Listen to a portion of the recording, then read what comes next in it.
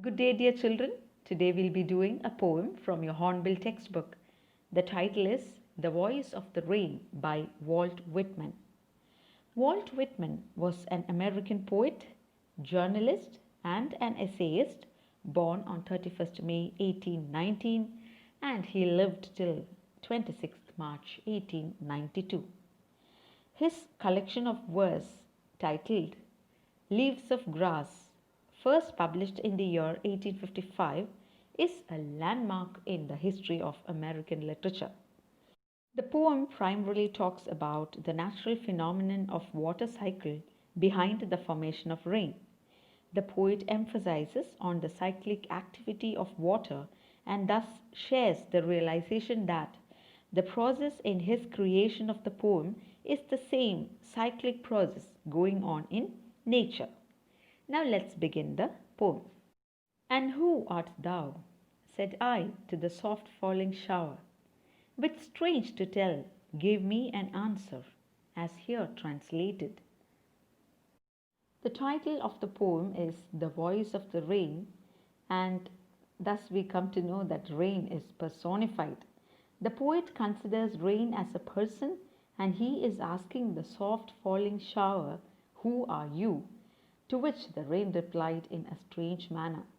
The rain giving an answer to a human being's question may appear strange, but the poet is trying to instill the idea that only a sensitive and creative person can converse with nature and animals, and the language of that communication is not known to ordinary, conditioned minds. This is why the poet uses the word translated. If one is sensitive enough, one can listen to the voice of the rain, thunder, breeze, and a vast variety of poetic melody in nature, and then it is never a noise anymore, but it becomes a voice. Now let's move on to the next lines. I am the poem of earth, said the voice of the rain. Eternal I rise, impalpable out of the land and the bottomless sea.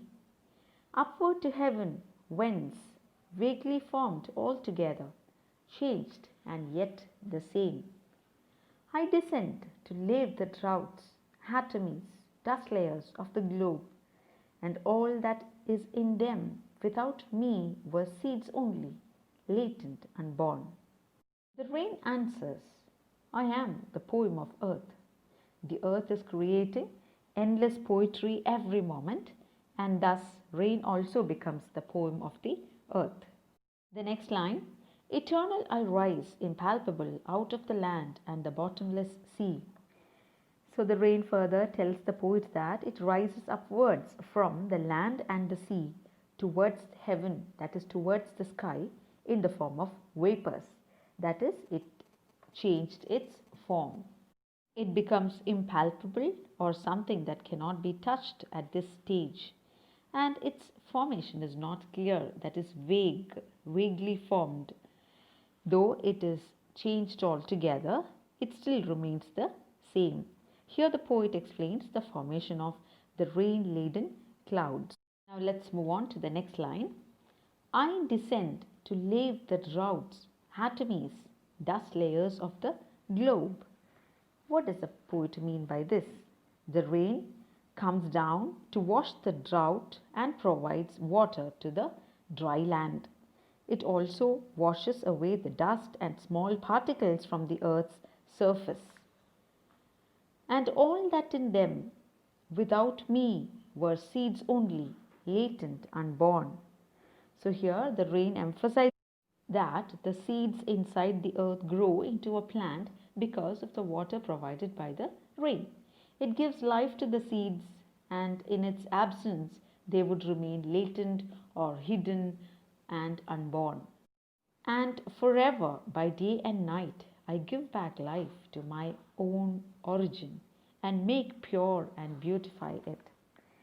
So the rain again proceeds to say that by day and night, all the time, it provides life, care, enrichment, and water to the place from where it originated.